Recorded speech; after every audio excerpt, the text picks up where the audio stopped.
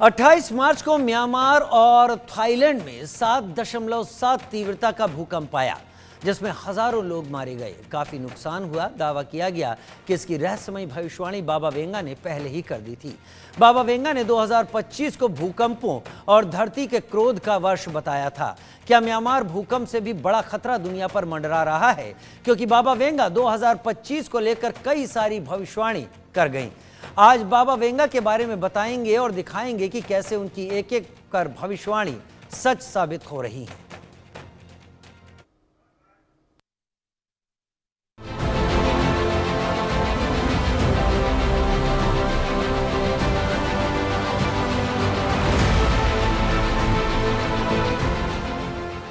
बाबा Venga की भूकंप भविष्यवाणी हुई सच साबित। 2025 के लिए बाबा वेंगा की खतरनाक भविष्यवाणी। क्या म्यांमार भूकंप से भी बड़ा खतरा दुनिया पर मंडरा रहा है? दावा किया गया है कि म्यांमार और थाईलैंड में आए भूकंप की भविष्यवाणी बाबा वेंगा ने कई साल पहले ही कर दी थी। अगर ये दावा सच है तो डर इस बात को लेकर है कि अभी तक बस अप्रैल ही है। बाबा वेंगा, जिन्हें वेंगेलिया पांडेवा गुस्टेरोवा के नाम से जाना जाता है, ये एक अंधी बल्गेरियाई मनोवैज्ञानिक थी जो अपनी भविष्यवाणी के लिए जानी जाती थी। एक रिपोर्ट के मुताबिक बाबा वेंगा ने दुनिया की प्रमुख घटनाओं की भविष्यवाणी कर रखी थी जो सच साबित होती रहती हैं, जिनमें 9/11 अमेरिका पर अलकायदा का हमला, राजकुमारी डायना की मृत्यु और चीन का उदय शामिल है। दावा किया गया है कि बाबा वेंगा की 2025 को लेकर सबसे खतरनाक भविष्यवाणियों में एक यूरोप में जंग छिड़ना शामिल है, भूकंप जैसी महातबाही आना है। 28 मार्च को म्यांमार और थाईलैंड के कुछ हिस्सों में 7.7 तीव्रता का भूकंप आया, जिसमें सैकड़ों लोग मारे गए और काफी नुकसान हुआ है। लिहाजा कहा जा रहा है कि बाबा वेंगा की रहस्यमय भविष्यवाणी सच हो रही है। बाबा वेंगा ने कथित तौर पर 2025 को भूकंपों और धरती के क्रोध का वर्ष बताया था। भूकंप के लिए कुछ ही घंटों में #बाबा वेंगा ट्रेंड करने लगा था। आपको बता दें कि उनका 1996 में निधन हो गया था। जाते जाते उन्होंने ये भी दावा किया कि मानवता का पतन 2025 में शुरू होगा और दुनिया आधिकारिक तौर पर 5079 में खत्म हो जाएगी। Bureau report, India news.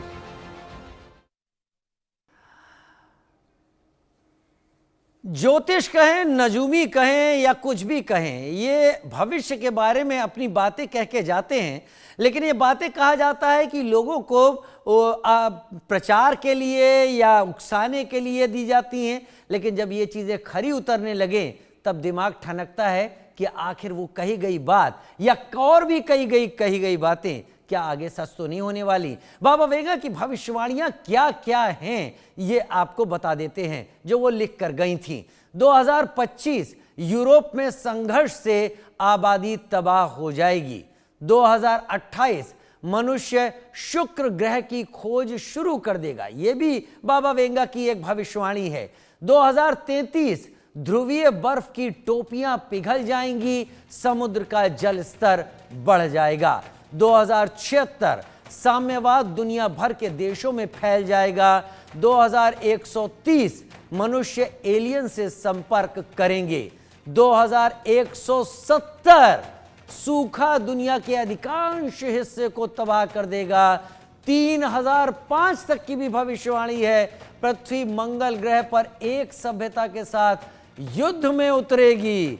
3797 मनुष्यों को पृथ्वी खाली करनी पड़ेगी, ये रहने लायक नहीं होगी और 5079 दुनिया खत्म हो जाएगी। बाबा वेंगा एक महिला है। बाबा वेंगा की आंखें नहीं, उनको दिखाई नहीं पड़ता, लेकिन उन्होंने इस तरह की भविष्यवाणियां की हैं।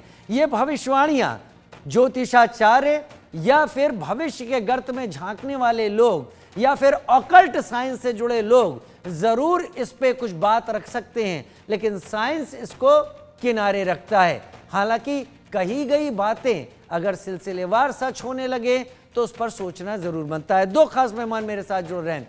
ऋतु सिंह ज्योतिषाचार्य मेरे साथ जुड़ रहे हैं और धीरज मोहन बनर्जी भूवैज्ञानिक के तौर पर मेरे साथ इस वक्त जुड़ रहे हैं। आप दोनों से ही बात करेंगे। सबसे पहले ऋतु, मैं आपका रुख करूंगा।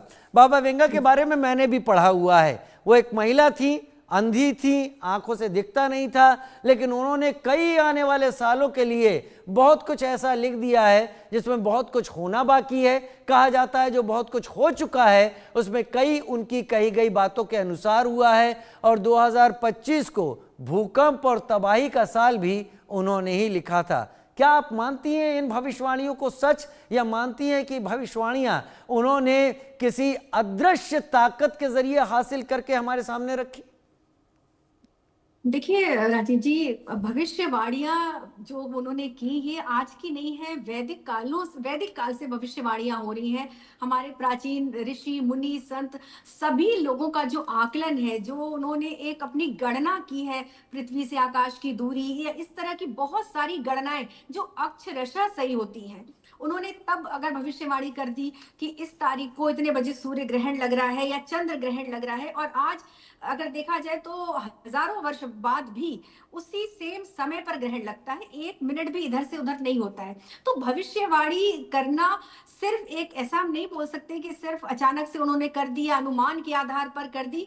ये प्रॉपर आकलन होता है। और ये लोग जो, जैसे अगर बाबा वेंगा की हम बात करें तो उनकी बहुत सारी भविष्यवाणियां सही हुई है। अक्षरशः हम नहीं कह सकते, क्योंकि इनकी अगर आप बुक भी पढ़ेंगे, अगर इनकी किताब आपने कभी पढ़ी हो, तो कुछ बातें इनकी थोड़ा अनुमानित भाषा में है, स्पष्ट रूप से नहीं है। सही तो कह रही हैं। हर चीज इन्होंने बहुत कुछ स्पष्ट भाषा का भी प्रयोग इन्होंने किया है। और देखिए बाबा वेंगा के समय के नासरे दमस, उनकी बुक भी मेरे पास है, नासरे दमस की, आप देख सकते हैं। इसमें बहुत सारी ऐसी भविष्यवाणियां हैं क्योंकि जो कि सत्य नहीं हुई। तो बहुत ज्यादा डरने की जरूरत नहीं है। देखिए ये ब्रह्मांड है, खगोलीय घटनाएं होती हैं और ब्रह्मांड संहिता के अनुसार से नियम चलता है। पृथ्वी भी अपना बैलेंस करती है। जब भी पाप बहुत ज्यादा पड़ जाते हैं, अगर मैं तो देखिए ज्योतिषी होने के नाते आपको जो ज्योतिष में आधारित बातें वही बताऊंगी कि कहते भी है कि जब धरती पर पाप बहुत ज्यादा बढ़ जाता है, कलयुग का आरंभ हो चुका है, 5000 वर्ष बीत चुके हैं और कली का प्रभाव बहुत बढ़ रहा है। अगर किसी ने पढ़ा हुआ है, आप सबने पढ़ी होंगी किताबें, तो अगर कली का जब प्रभाव बहुत ज्यादा बढ़ जाएगा तभी कल की अवतार होगा। और तब इस धरती पर जो वैमनस्य है, जो एक बैलेंस होगा उस समय पर। और अगर भविष्यवाणी, मुझे लगता है देखिए अक्षरशः नहीं है, इनका अनुमान है कि ऐसा हो सकता है। उसमें 50% चीजें सही होती हैं, लेकिन बिल्कुल भी डरने की आवश्यकता नहीं है, क्योंकि 100% बातें, चाहे वो कितना भी बड़ा ज्योतिषी हो, क्योंकि ईश्वर का, माँ पार्वती का एक तरह से श्राप है कि ज्योतिषियों को कभी भी वो 100% भविष्यवाणी सही नहीं कर सकते हैं। तो ये सोचकर कि नहीं, अब देखिए नास्ट्रेडमस ने किया था कि 1999 में दुनिया खत्म हो जाएगी, महाविनाश हो जाएगा, लेकिन महाविनाश तो नहीं हुआ।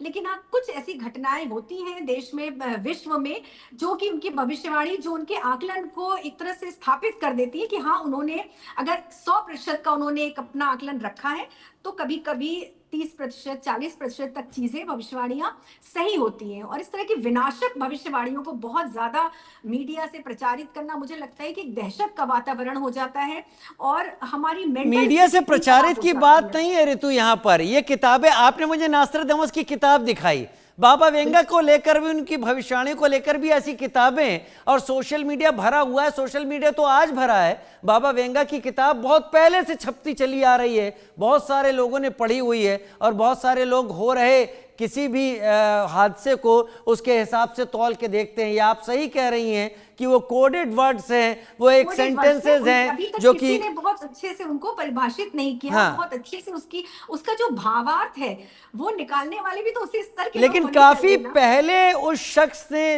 इस महिला ने ये सारी बातें लिखी थी, काफी पहले। अगर उन्होंने ये लिखा था कि 2025 आने वाला भूकंप या पृथ्वी पर तबाही का साल जैसा होगा, तो अभी तो 2025 खत्म होने में भी काफी समय बाकी है। लेकिन मैं इस बात का इशारा जरूर दे सकता हूं कि जो थाईलैंड में हुआ है या जो म्यांमार में हुआ है, वो उस डर का एक हिस्सा जरूर है। लोग अब बात कर रहे हैं इस बारे में, और लगातार आने वाले भूकंप, आज भी एक भूकंप आया है, ये आने वाले भूकंप लोगों को सोचने पर मजबूर कर रहे हैं। भूगर्भीय कंपन क्यों हो रहे हैं इतने सारे? बिल्कुल सही बात है राजीव जी। देखिए, अगर हम भविष्यवाणी से इस बात को हम जोड़ रहे हैं, लेकिन अभी का अगर हम जो ग्रह गोचर की स्थिति देखें, वो भी कहीं ना कहीं बहुत जिम्मेदार है। मीन राशि में जो शनि का परिवर्तन हुआ है, षष्ठ ग्रही योग बना है, पिशाच योग बना है, उसको हम नजरअंदाज नहीं कर सकते। बिल्कुल सही बात है कि भविष्यवाणी उन्होंने कर दी, लेकिन किस आधार पे की? ग्रह नक्षत्रों के आधार पर ही की, और वो ग्रह नक्षत्र अभी चल रहे हैं। तो भूकंप की भविष्यवाणी हमारे आज के जो ज्योतिषी हैं, मैंने ही कम से कम 3-4 चैनल्स पे ये बात कही थी, और जब वर्ष की शुरुआत में की थी, क्योंकि देखिए ये वर्ष मंगल का है। अगर न्यूमरोलॉजी से देखें तो 2025 9 का अंक मंगल का वर्ष, और हिंदू नव वर्ष अगर हम देखें विक्रम संवत 2082, तो इसके राजा सूर्य हैं, जो कि अभी 30 मार्च से आरंभ हुआ है। दोनों के दोनों प्लेनेट अग्नि प्रधान है, फायर एलिमेंट वाले हैं। तो सूर्य और मंगल दोनों ही दृष्टि से इस समय ये भूगर्भ, क्योंकि मंगल कहीं ना कहीं धरती का भी कारक है, इस तरह की चीजें, भूकंप आना, अग्निकांड होना, प्लेन क्रैश होना, एक्सीडेंट्स होना, ये चीजें तो इनका आकलन तो आज के ज्योतिषी भी कर रहे हैं, क्योंकि ग्रह गोचर ऐसा बना हुआ है। अब आप देखिए, मीन राशि जलीय राशि है, इसमें शनि जो वायु कारक प्लेनेट है उनका गोचर हो रहा है, तो जल और वायु मिलकर विनाशी तो करेगा ना।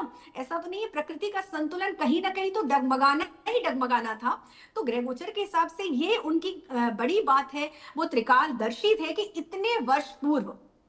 और देखिए, ऐसा वैदिक काल से ही है, जो मैंने अभी आपको पहले बताया कि हमारे ऋषि मुनि संत, इनको सिद्धियां भी थी, इनके पास तो ज्योतिषीय ज्ञान भी था, सिद्धियां भी थी, ये सब कुछ नाप तोल के बता देते थे। तो बिल्कुल सही बात है, हमें नजरअंदाज नहीं ठीक है, करना चाहिए, ठीक है। एहतियात बरतनी चाहिए, सावधानी अवश्य रखनी चाहिए। सावधानी रखें, लेकिन डरने की आवश्यकता नहीं है। प्लेनेटरी पोजीशन ऐसी बनी हुई है कि अभी लगातार भूकंप की न्यूज आपको मिलती ही रहेगी। प्लैनेटरी पोजीशन ऐसी बनी हुई है कि भूकंप की न्यूज़ लगातार मिलती रहेगी। ये आप ज्योतिषाचार्य हैं, ज्योतिष की एक्सपर्ट हैं, उन्होंने अपने शास्त्र के हिसाब से इस बारे में इशारा दिया। बाबा वेंगा की भविष्यवाणी को उन्होंने ये कहा कि वो अस्पष्ट लिखी है, लिहाजा उस बारे में वो कुछ नहीं बोलेंगी, लेकिन वर्तमान जो ग्रहों की दशाएं हैं वो इशारा यही कर रही हैं कि स्थितियां थोड़ी विपरीत हैं। हर धीरज मोहन बनर्जी मेरे साथ भूवैज्ञानिक के तौर पर इस वक्त जुड़े हुए हैं। धीरज जी, लगातार इस जनवरी से लेकर और अभी हम अप्रैल में चल रहे हैं, हमने ज़्यादातर अगर खबरें जानी हैं, सुनी हैं, समझी हैं और पढ़ी हैं, तो वो अर्थक्वेक से रिलेटेड खबरें पढ़ी हैं।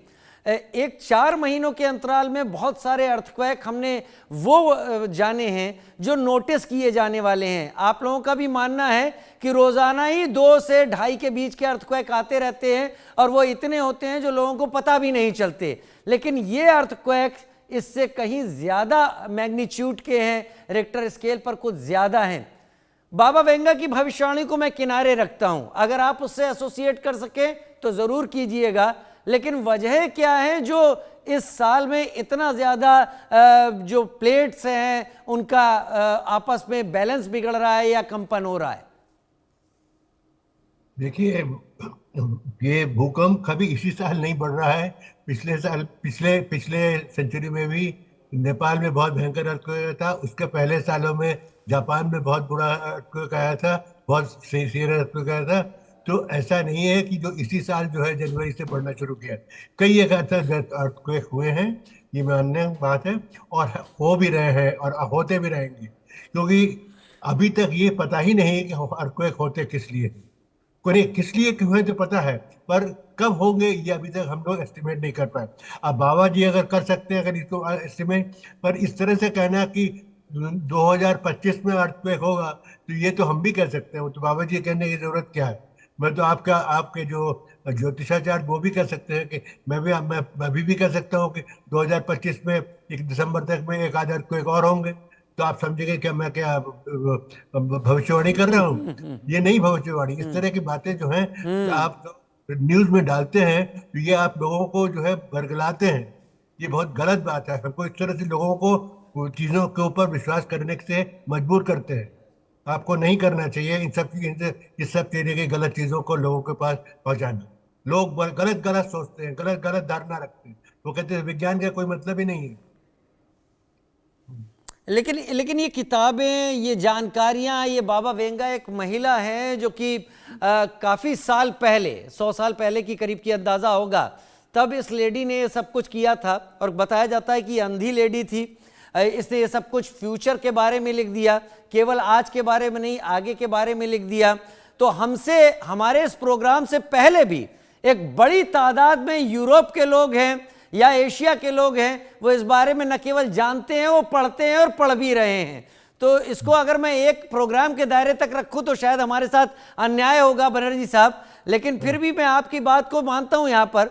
लेकिन आ रहे भूकंप क्या किसी खास भूगर्भीय पहल की तरफ इशारा कर रहे हैं? कुछ हो रहा है धरती में जो इतने सारे बड़े मैग्नीट्यूड के आ रहे हैं, ओवर 4.2, 6.5, 7.7, 7.9?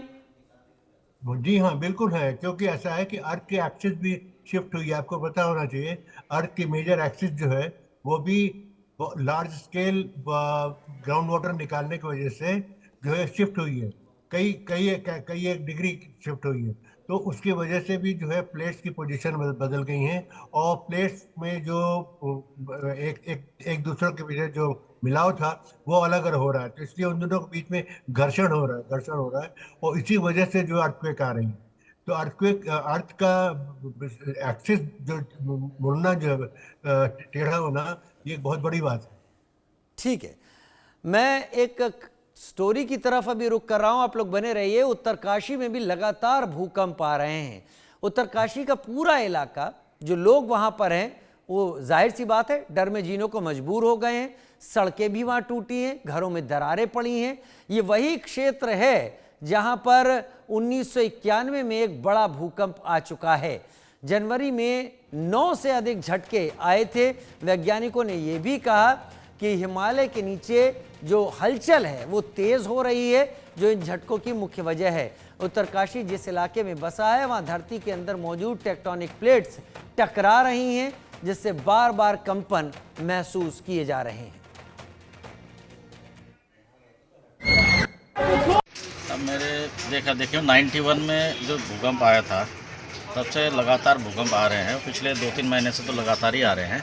इसका सबसे बड़ा रीज़न ये है कि हम लोग जो है प्रकृति का इतना विद्रोहन कर रहे हैं, पहाड़ों को इतना क्षतिग्रस्त कर रहे हैं, और भूकंप जैसे आते हैं वैसे पत्थर गिरने शुरू हो जाते हैं। लगातार भूकंप के झटके आ रहे हैं, तो ये सबको डराने वाली बात है कि इस समय काफ़ी ज़्यादा झटके आ रहे हैं। कल भी एक झटका आया था, तो हम लोगों को सतर्क रहने की ज़रूरत है। और जो 91 वाला भूकंप था वो हमारे गांव में बहुत तबाही हुई थी उस समय। आपको बता दें, पिछले 2 महीने से यहाँ पर भूकंप के झटके महसूस किए जा रहे हैं। बीते शनिवार को भी सुबह 10:37 पर यहाँ पे भूकंप का झटका महसूस किया गया था। हालांकि वो मापा नहीं गया है, जो जानकारी मिली है, लेकिन जो जनवरी माह है उसमें यहाँ पर 9 झटके लगातार आए थे और लोग बहुत डरे हुए हैं। जिस तरह लगातार भूकंप के झटके महसूस किया जा रहा है, उस तरह अगर मैं बात करूंगा उत्तराखंड के या उत्तरकाशी ज़िले की, तो उत्तरकाशी ज़िले में लोग काफ़ी डरे हुए रहते हैं, क्योंकि जब हल्के से भूकंप आते हैं तो लोगों को घर से बाहर निकलना पड़ता है, अपने छोटे छोटे बच्चों को लेकर भागना पड़ता है, तो एक डरावा माहौल रहता है। और अभी मैं बात करूँ उत्तरकाशी में, जो है जिस तरह से लगातार 2 महीने से 20 से 25 बार लगभग जो है भूकंप के हल्के हल्के झटके महसूस किया गया, तो एक डराने वाला माहौल है। अगर मैं बात करूँगा कि आखिर ये भूकंप आ क्यों रहा है, भले अभी तक वैज्ञानिकों ने इसका निस्तारण नहीं कर पाया कि भूकंप आने के कारण क्या है, मगर जो लग रहा है जिस तरह लगातार कंस्ट्रक्शन हो रहे हैं, या पहाड़ों को काटा जा रहा है, या फिर पेड़ पौधों को जो है बार बार जो है इनका क्षतिग्रस्त किया जा रहा है, और नए पेड़ नहीं लगाए जा रहे, जिसके कारण जो है जो ग्लोबल वार्मिंग है उसके कारण जो है इस तरह के छोटे छोटे झटके महसूस किए जा रहे हैं। बिल्कुल हम ये भी चाहेंगे इस वक्त जो अगर जिस तरह से जो पहाड़ों में भूकंप के झटके महसूस किया जा रहा है, इसके डरने की आवश्यकता नहीं, मगर सतर्क रहने की आवश्यकता है। Mahavir Rana, India news, Uttarkashi. ऋतु सिंह मेरे साथ इस वक्त जुड़ी हुई है ज्योतिषाचार्य के तौर पर।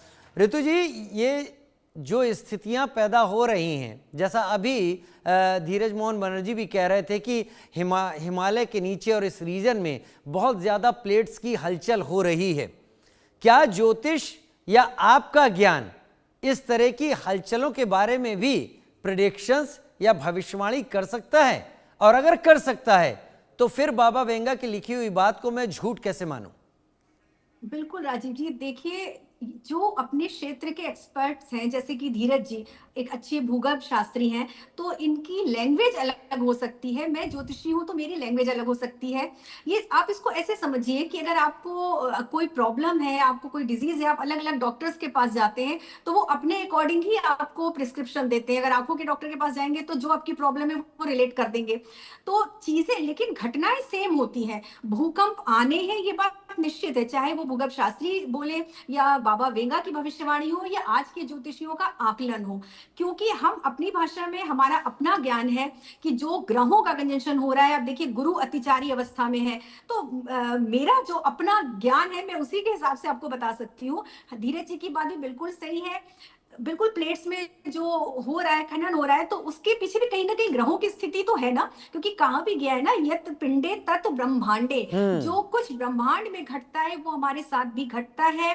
और यहाँ पर सब कुछ, कोई भी खगोलीय घटना आप ले लीजिए, ब्रह्मांड संहिता के अंतर्गत होती है। सब कुछ निश्चित और निर्धारित है। अभी देखिए विनाश को लेकर इतना डर रहे हैं, मैं भविष्यवाणी कर रही हूँ कोई भी विनाश नहीं, इतना बड़ा विनाश नहीं होगा जिसको लेके ये खौफ का माहौल है, क्योंकि गुरु अतिचारी अवस्था में है। और गुरु जो वो प्लेनेट है, जुपिटर, बृहस्पति, वो कभी भी आपको इतने खराब रिजल्ट नहीं देंगे। अतिचारी में है तो थोड़ा सा उनका उग्र रूप देखने को मिल रहा है, क्योंकि देखिए जो 3 साल में बृहस्पति का संचरण होता है, गोचर होता है, वो इस वर्ष 2025 में सिर्फ 1 वर्ष में हो रहा है। अभी गुरु वृष राशि में है, वृष से मई के में मिथुन में आ जाएंगे और फिर अक्टूबर में वो कर्क राशि में आ रहे हैं, फिर दिसंबर में दोबारा से मिथुन में आ रहे हैं। तो ये जो स्थिति है ये बहुत रेयर है, बहुत वर्षों बाद ऐसी स्थिति बनी है। और गुरु, आपको भी पता है, बृहस्पति ग्रह सबसे बड़ा ग्रह है और बहुत ज्यादा असर हमारी धरती पर पड़ता है उनके मूवमेंट का, उनकी चाल का। तो बृहस्पति के अतिचारी होने की वजह से, मंगल का वर्ष होने की वजह से, और एक राशि में 6 ग्रहों का जो योग है उस वजह से, कई सारे ऐसे कारण हैं, नक्षत्र, ज्योतिर्ग्रह है, गोचर, उन सब की वजह से भूकंप अभी और भी आएंगे। और 3 बड़ी विनाश, बहुत बड़ा विनाश नहीं, लेकिन इस तरह की घटनाएं हमारे देश में भी होनी है। अगर हम अपने भारत की कुंडली की भी बात करें, देखिए विश्व में जो घटनाएं हो रही हैं, हमारी वृष लगन की कुंडली है भारतवर्ष की, जो कि 11वें भाव में ट्रांजिट बना है शनि का। तो ये उतना खराब नहीं है जितना हम सोच रहे हैं। मैं सिर्फ भारत की बात करूं तो भारतवासियों को बहुत ज्यादा डरने की आवश्यकता बिल्कुल नहीं है, क्योंकि 11वें भाव में शनिदेव है और शनिदेव के साथ राहु है। और अभी देखिए दूसरा भाव भी कहीं ना कहीं प्रभावित हो रहा है, और गुरु की राशि में शनि। चलिए, भविष्यवाणियों को आप दोनों के मुताबिक भविष्यवाणियों को गंभीरता से लेने की जरूरत नहीं है, लेकिन धीरज मोहन बनर्जी ने जो बात का इशारा दिया, ऐसी घटनाओं से बचने के प्रयास करने की जरूरत है और उसमें ईमानदारी बरतने की भी जरूरत है कि हम अपने सभी घर अगर अर्थक्वेक रेजिस्टेंट बनाएं उसी मॉडल पर, तो हम अपने जीवन को और साथ वालों के जीवन को भी बचा सकते हैं। हो ये रहा है कि एक दूसरे को दिखाने की होड़ में बड़े से बड़े, ऊंचे से ऊंचे घर बन जरूर रहे हैं, लेकिन वो अर्थक्वेक रेजिस्टेंट नहीं है। तो अर्थक्वेक हमें मारता नहीं है, ये बिल्डिंग जो इनके ऐसी बनती हैं ये ज़रूर लोगों को ऐसी हालत में ले आती हैं कि वो इसका शिकार हो जाते हैं। बहुत शुक्रिया, आप दोनों ने बात की, समय निकाला, हमारे साथ बैठे और इस पर चर्चा की। एक छोटे से ब्रेक की तरफ आगे बढ़ रहे हैं, जल्द हाजिर होते हैं।